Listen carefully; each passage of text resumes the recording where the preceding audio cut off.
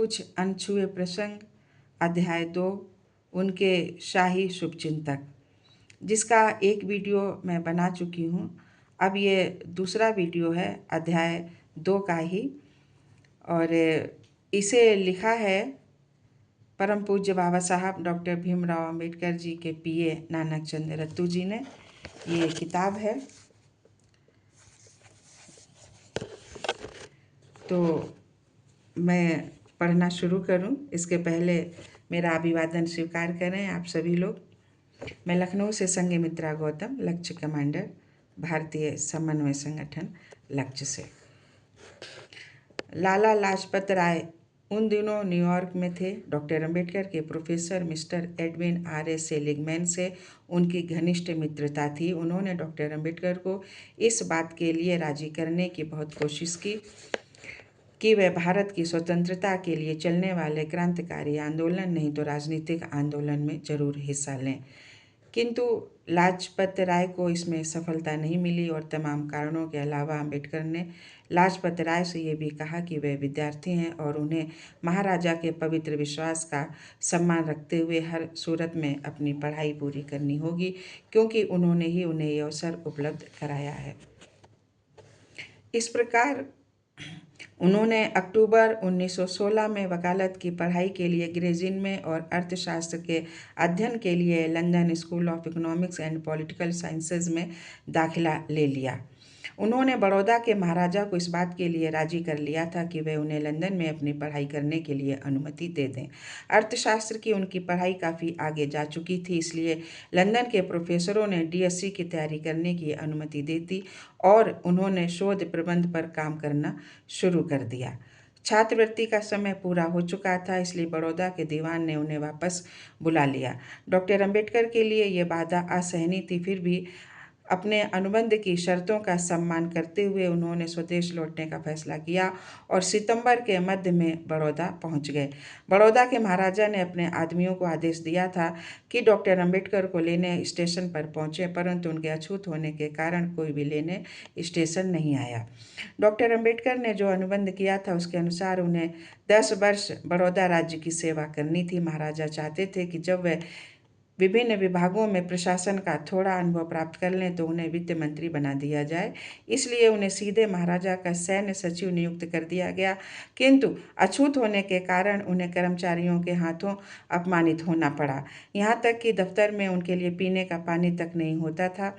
इस दमघोटू वातावरण से तंग आकर उन्होंने सार्वजनिक पुस्तकालय में शरण ली, किंतु अपमान की हद तब हुई जब एक दिन लाठियों से लैस पारसियों के एक जत्थे ने उन्हें जबरन पारसियों की धर्मशाला से निकाल दिया। शहर में कोई मुसलमान हिंदू उन्हें शरण देने के लिए तैयार नहीं हुआ। उन्होंने 13 अप्रैल 1918 को महाराजा को एक पत्र लिखा।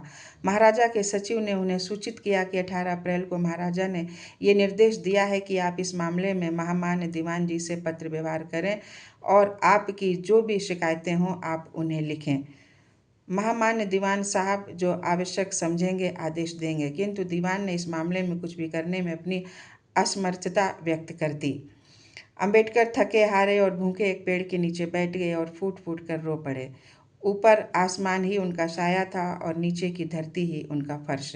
यद्यपि वो एक विद्वान थे और उन लोगों से 1000 गुना श्रेष्ठ भी थे जो अज्ञान, अंधविश्वास और कुरीतियों के कीचड़ में लौट रहे थे, फिर भी उन्हें एहसास हो रहा था कि अपनी व्यक्तिगत उपलब्धियों के बावजूद वे सवर्ण हिंदुओं के पूर्वाग्रहों को तोड़ नहीं पाए। उन्हें बहुत दुख हो रहा था। इस प्रकार घोर निराशा की मना स्थिति में और अपने अपमानजनक परिवेश से क्षुब्ध होकर अंबेडकर 1917 में नवंबर के मध्य में बंबई लौट आए। जिन केलुस्कर ने अभी तक उन्हें विभिन्न अवसर दिलवाने में महती भूमिका निभाई थी, डॉक्टर अंबेडकर ने एक बार फिर उन्हीं के माध्यम से महाराज सयाजीराव गायकवाड़ को ये सूचित करने का प्रयास किया कि उनके साथ कैसा अपमानजनक असहनीय व्यवहार हुआ है, किंतु उससे भी कुछ हल नहीं हुआ। इस तरह वह फिर बड़ौदा से लौट आए और उन्होंने अपने शुभचिंतक के राज्य को विदा कह दिया। अंत में उन्होंने कोल्हापुर के महाराजा से कुछ मदद हासिल की।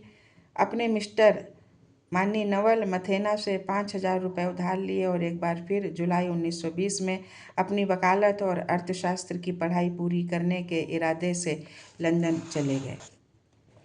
पहली गोलमेज कॉन्फ्रेंस 17 से 21 नवंबर तक चली। उसमें हुई आम बहस में डॉक्टर अंबेडकर ने भी बहुत सारगर्भित और प्रभावशाली भाषण दिया। उन्होंने कहा कि कॉन्फ्रेंस के समक्ष बोलते हुए वे ब्रिटिश भारत की कुल आबादी के 5वें हिस्से का दृष्टिकोण प्रस्तुत कर रहे हैं, जो इंग्लैंड या फ्रांस की आबादी के बराबर है और जो गुलामों से भी बदतर स्थिति में जीने को मजबूर हैं। फिर उन्होंने सभी को आश्चर्य में डालते हुए ये घोषणा कर दी कि भारत के अछूत भी मौजूदा सरकार को हटाकर जनता के लिए और जनता के हाथों चलने वाली सरकार लाने के पक्ष में हैं। उन्होंने कहा कि भारत में अंग्रेजी राज के प्रति अछूतों के रुख में ये बदलाव आश्चर्यजनक और महत्वपूर्ण है। और फिर अपने दृष्टिकोण को उचित ठहराते हुए उन्होंने अपनी आवाज़ ऊंची करते हुए अपनी आंखों में चमक लाते हुए कहा, जब हम अपनी वर्तमान स्थिति और उस स्थिति की तुलना करते हैं जिसे सहन करना अंग्रेज़ों से पहले के भारतीय समाज में हमारी नियति थी, तो हम देखते हैं कि आगे बढ़ने के बजाय हम समय को देख रहे हैं। अंग्रेज़ों से पहले हम अपने अछूतपन के कारण घृणित अवस्था में थे। क्या अंग्रेजी हुकूमत ने इसे मिटाने के लिए कुछ किया है? अंग्रेज़ों से पहले हम गांव के कुएं से पानी नहीं भर सकते थे। क्या अंग्रेजी हुकूमत ने हमें कुएं से पानी भरने का अधिकार दिलाया है? अंग्रेज़ों से पहले हम मंदिर नहीं घुस सकते थे। क्या अब घुस सकते हैं? अंग्रेज़ों से पहले हमें पुलिस की नौकरी में नहीं आने दिया जाता था। क्या अंग्रेजी हुकूमत हमें ये अवसर देती है? अंग्रेज़ों से पहले हमें फ़ौज में काम नहीं करने दिया जाता था। क्या अब हमें ये नौकरी उपलब्ध है? इनमें से किसी भी प्रश्न का जवाब हाँ में नहीं दिया जा सकता। हमारे प्रति की गई भूलें खुले घावों की तरह बनी हुई हैं और उन्हें सुधारा नहीं गया है। हालांकि अंग्रेजी हुकूमत के 150 साल बीत चुके हैं। ऐसी सरकार किस काम की है? उन्होंने कॉन्फ्रेंस में उपस्थित लोगों से सवाल किया। इस पर अंग्रेज प्रतिनिधि एक दूसरे को देखने लगे। भारतीय प्रतिनिधियों में भी हलचल हो गई। अंबेडकर ने आगे कहा, ये एक ऐसी सरकार थी जिसने ये तो माना कि पूंजीपति लोग मजदूरों को न्यूनतम मजदूरी और अच्छी कार्य स्थितियों से वंचित रख रहे हैं, और जिसने ये भी माना कि जमींदार लोग आम जनता का खून चूस रहे हैं। फिर भी उसने उन सामाजिक बुराइयों को समाप्त नहीं किया जिन्होंने कई वर्षों तक दलित वर्गों के जीवन को दूषित करके रखा है। हालांकि इस सरकार के पास, उन्होंने आगे कहा, इन बुराइयों के समाप्त करने के लिए कानूनी अधिकार थे। इसने सामाजिक और आर्थिक जीवन की मौजूदा संहिता में इसलिए संशोधन नहीं किया क्योंकि इसे डर था कि इसके हस्तक्षेप करने से प्रतिरोध होगा। इसलिए उन्होंने घोषणा की कि हमें ऐसी सरकार चाहिए जिसमें सत्ताधारी लोगों को ये पता होगा कि आज्ञाकारिता कहाँ खत्म होगी और प्रतिशोध कहाँ से शुरू होगा, और जो जीवन की सामाजिक और आर्थिक संहिता में संशोधन करने से नहीं डरेंगे, जिसकी न्यायिक मांग औचित्य है। अंबेडकर ने डोमिनियन स्टेट की मांग का समर्थन किया, किंतु ये संदेश भी व्यक्त किया कि जब तक एक नए संविधान के लिए एक विशेष प्रकार का राजनीतिक तंत्र नहीं रखा जाता, तब तक क्या दलित वर्ग इसके उत्तराधिकारी हो पाएंगे। ये बात ध्यान देने योग्य है कि संविधान बनाते समय उन्होंने ये देखा कि भारतीय समाज का गठन सम्मानीयता के ऊपरिगामी पैमाने और घृणा के अधोगामी पैमाने पर हुआ था और उसमें जातियों का स्तरीकरण था। इस समाज में समता और बंधुत्व की भावना के विकास के लिए कोई गुंजाइश नहीं थी। इसके साथ ही उन्होंने ये भी देखा कि जो उच्च वर्गीय बुद्धिजीवी राजनीतिक आंदोलन चला रहे थे, उन्होंने अपनी जातिवादी दलबंदी नहीं छोड़ी थी। इसलिए उन्होंने कहा था, हम महसूस करते हैं कि हमारी शिकायतों को हमसे बेहतर ढंग से और कोई दूर नहीं कर सकता, और हम उन्हें तब तक दूर नहीं कर पाएंगे जब तक हमारे हाथों में राजनीतिक अधिकार नहीं आ जाते। मैं सोचता हूँ कि दलित वर्गों को ये प्रतीक्षा करते बेहद लंबा अरसा हो चुका है। अब समय अपना चमत्कार दिखाएगा।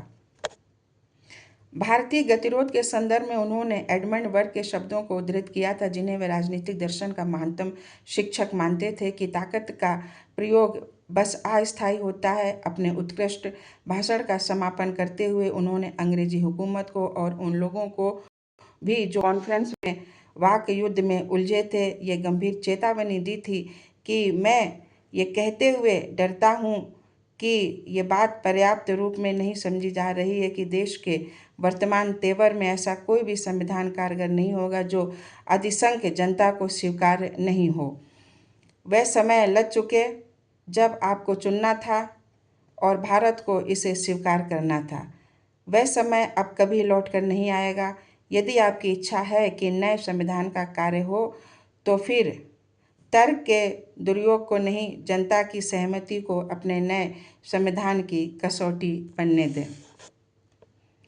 भाषण के निर्भीक लहजे और साहसपूर्ण आलोचना का कॉन्फ्रेंस में उपस्थित लोगों पर अद्भुत प्रभाव हुआ। अंबेडकर ने जिस साहस और निर्भीकता से कॉन्फ्रेंस के समक्ष स्पष्ट शब्दों में तथ्यों को रखा, उसने कॉन्फ्रेंस में प्रतिनिधियों को अत्यधिक प्रभावित किया और उन्होंने उनके उत्कृष्ट भाषण के लिए बधाई दी। इसका ब्रिटिश प्रधानमंत्री पर अच्छा प्रभाव पड़ा। तो साथियों, अब इसके आगे का वीडियो मैं फिर बनाऊंगी, आप लोग इंतज़ार करें। तब तक जय भीम, जय संविधान।